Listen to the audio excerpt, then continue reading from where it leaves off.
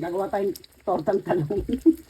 Kasi ang oven ko, ang stove ko is hindi apoy. Hindi rin naman ako mag-barbecue para sa panin lang. So, sabi ko, ipiprito ko siya ng light para mabalatan ko lang siya. Tapos, ididikdik natin sa itlog. Wait lang.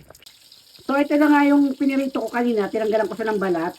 Tapos, nilagay ko siya sa itlog, pinisat ko siya. Tapos, ipiprito natin siya na lalabas na tortang talong. Kasi nga, ang aking oven ay ganito, electric.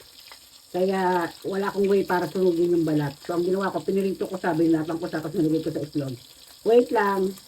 At ayan na nga, piniprito natin yung tortang talong. Pinirito natin at pinirito natin. Double kill. Kasi gusto ko kumain ng tortang talong. Lagi na lang prito eh.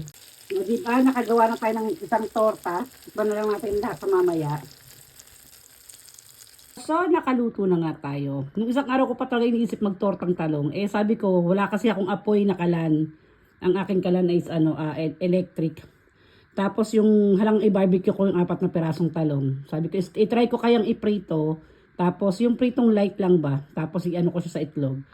And, ayan na nga, nakabuo tayo ng torta. Nagprito ako ng talong just in case ba na hindi mag-succeed. Ay, masarap siya. Pwedeng pwede. Siyempre, iba yung inihaw. Pero kung naghahanap ka nga at nag-crave ka, pwedeng pwede talaga yung ganong way. At saka, siyempre, iba talaga ang banana ketchup ng Pilipinas. Di ba? Sa kahit anong ketchup mo ikumpara sa mamahaling ketchup dito, iba talaga yung banana ketchup. And may suka. Kainan na. Bye!